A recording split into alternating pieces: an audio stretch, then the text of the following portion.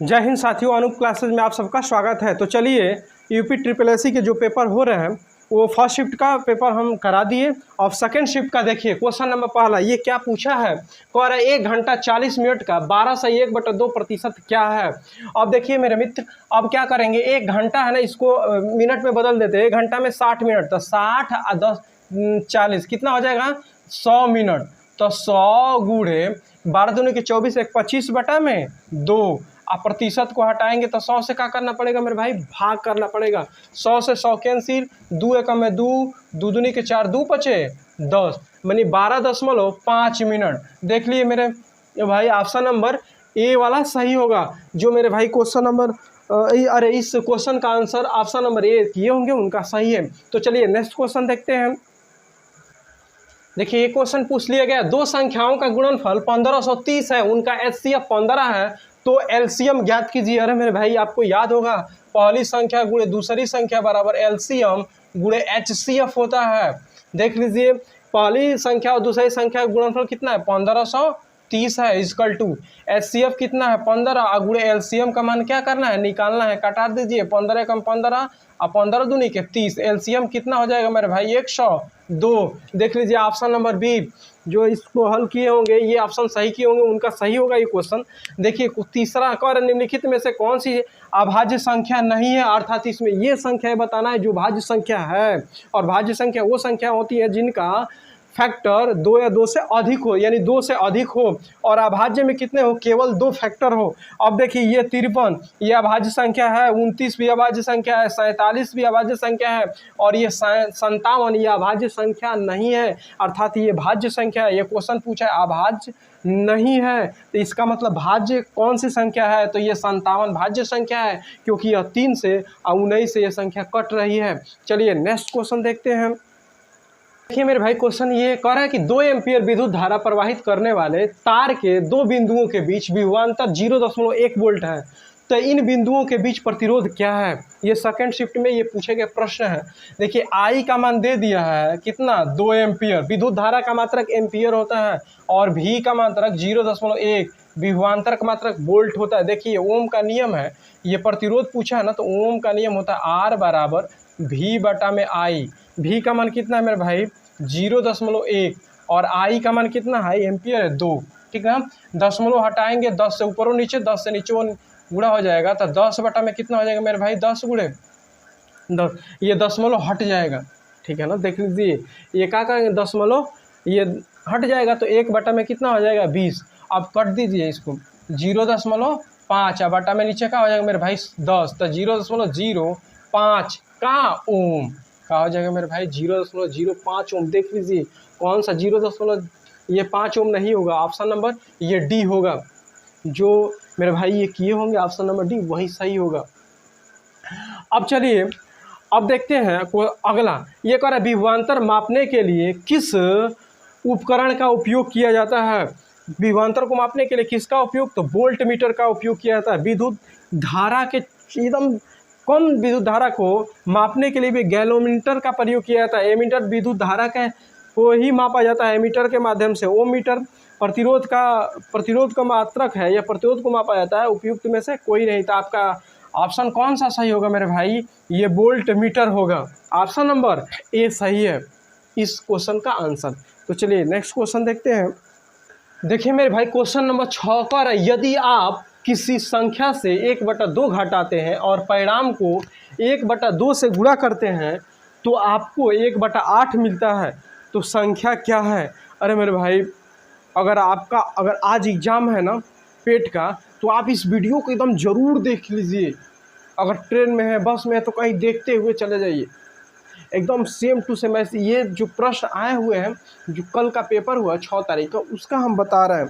देखिए अब इसको कैसे हल करेंगे। यदि आप किसी संख्या से 1/2 घटाते हैं, मान लीजिए वो संख्या x है, इससे हम 1/2 घटा रहे हैं मेरे भाई, और परिणाम को, यही ना परिणाम है, 1/2 से गुणा करते हैं तो आपको 1/8 मिलता है। यही प्रश्न कह रहा है। अब देखिए x माइनस 1/2, और इसको इधर लेकर चले जाएंगे मेरे भाई, तो 8 ये भाग न हो जाएगा। जब बटा में करेंगे 1/2 तो ऊपर ना चला जाएगा मेरे भाई, बताइए, ये तो दिक्कत ना है। देख लीजिए 1/8 ये पूरा करेंगे 1/2 तो ये ऊपर चला जाएगा ना मेरे भाई, तो 2/8 अर्थात 1/4 हो जाएगा। 1/4 यहाँ से और आगे बढ़ा दीजिए। देखिए अब ये x इसको उधर कर दीजिए, x बराबर 1/4 और प्लस मेरे भाई 1/2 हो जाएगा। यहाँ से एलसीएम ले लीजिए, x इजकल टू हो जाएगा 4, इससे ये कैंसिल तो 1 होगा और प्लस 2 दूनी के 4, तो x बराबर मेरे भाई 3/में कितना हो जाएगा, 4। वो संख्या क्या है, 3/4 है। देख लीजिए ऑप्शन नंबर ये वाला सही होगा, डी। जो मेरे भाई अगर ऑप्शन नंबर डी ट्रिक किए होंगे उनका ये क्वेश्चन एकदम बिल्कुल सही है। अरे मेरे भाई इतने भीड़ में आप जा रहे हैं, इतने बस ट्रेन में, इतने परेशानियों के माध्यम से आप सेंटर पे पहुंच रहे हैं, तो आप एग्ज़ाम को अच्छे तरीके से देने की कोशिश कीजिए। बिल्कुल आसान। देखिए आप अगर जो भी मेरे भाई ना अगर पहले से इसका तैयारी कर लिए होंगे उनके लिए तो बिल्कुल आसान होगा। चलिए अगला क्वेश्चन देखिए क्या पूछा गया है।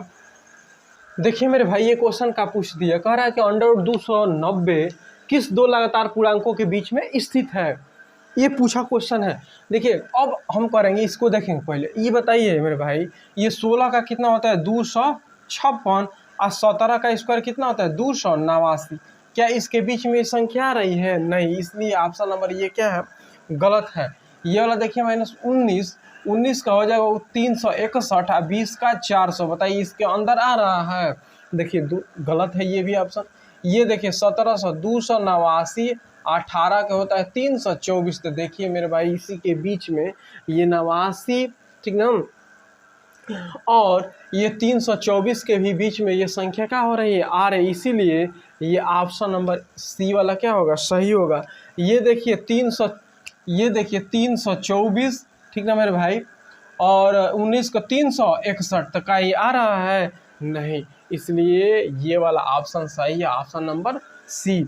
जो मेरे भाई ऑप्शन नंबर सी को ट्रिक किए होंगे, चाहे ये वाला 17 और 18 आंसर दिए होंगे, वही उनका सही होगा। तो चलिए नेक्स्ट क्वेश्चन देखते हैं। देखिए इसमें बताना है कि कौन बड़ा है। अब कैसे चेक करेंगे मेरे भाई, देखिए √45 है, ये √49 - 1, इसका मान देखेंगे ना तो 49 का वर्गमूल क्या होगा मेरे भाई 7 और -1 इक्वल टू कितना हो जाएगा 6। इसका देख लिए ये 45 है, ये मेरे भाई ये देखिए √36 का ही अभी 6 होता है वर्गमूल, तो अभी तो ये 45 है ना, 36 से बड़ा है ना, तब तो और ही ना इससे अधिक होगा। तो बताइए 6 है, आई 6 से अधिक ना हो जाएगा, अभी 36 के वर्गमूल 6 है, आई 45 है ना, तो अभी 9 अधिक है, तो उसका भी कुछ होगा, तो इसमें जोड़ेंगे तो ये अधिक हो जाएगा ना। तो कौन सा अधिक होगा, देख लीजिए ऑप्शन नंबर ए बड़ा होगा मान √45। चलिए नेक्स्ट क्वेश्चन देखते हैं। ये क्वेश्चन देख लीजिएगा मेरे भाई, ये पूछा गया सीरीज से 4, 12, 36, 108, 324, अगला इसमें क्या भरा जाएगा।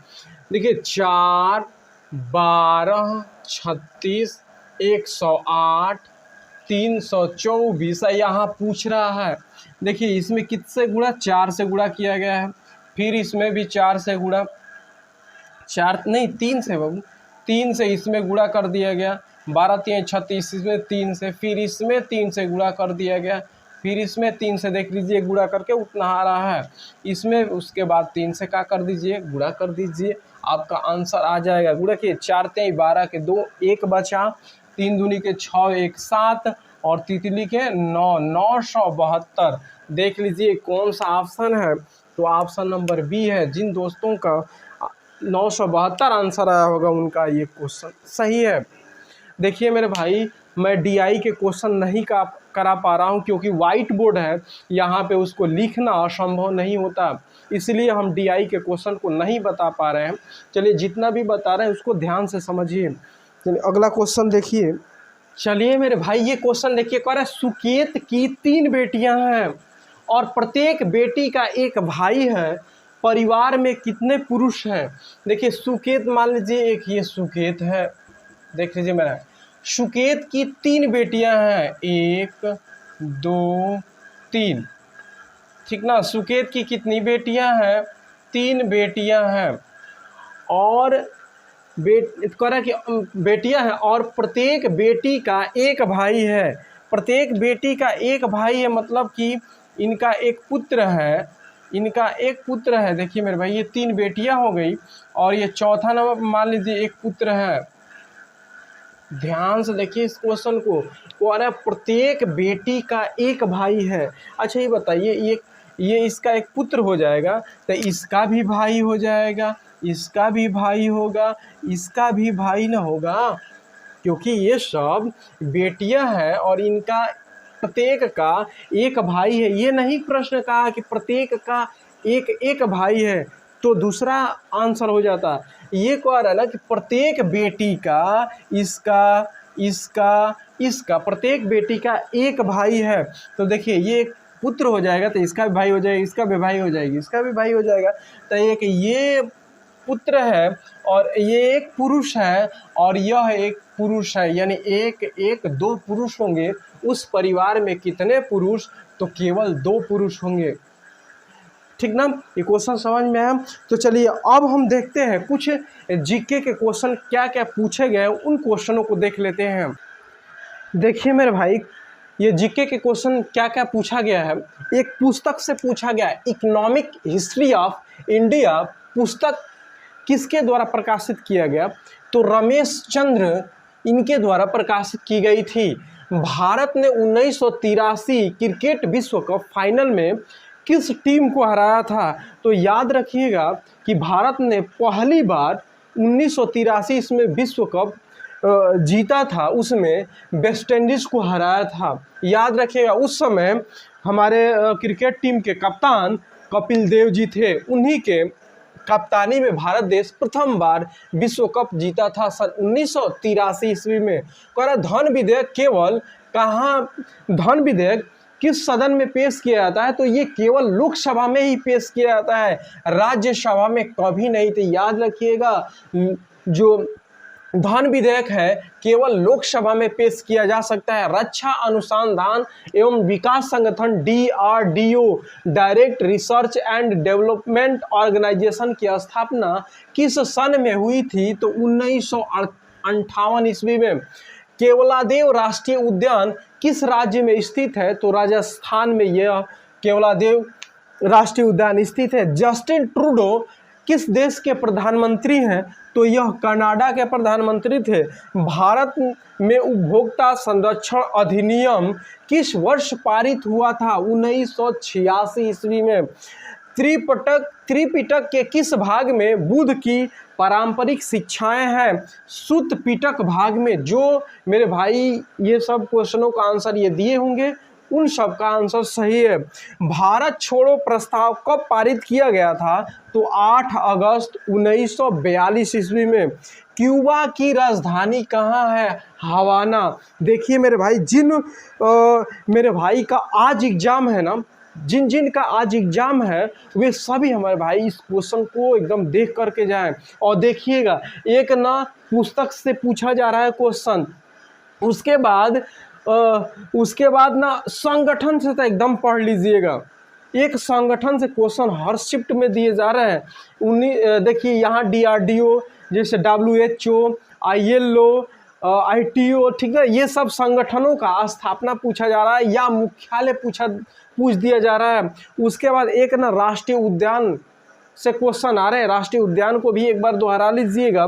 उसके बाद देश की राजधानी, एकदम ये पक्का एक क्वेश्चन आ रहा है कि इस देश की राजधानी कहाँ है, तो आप राजधानियों को थोड़ा सा उसको दोहरा लीजिएगा। चलिए तो फिर देखते हैं कौन कौन से क्वेश्चन पूछे गए हैं।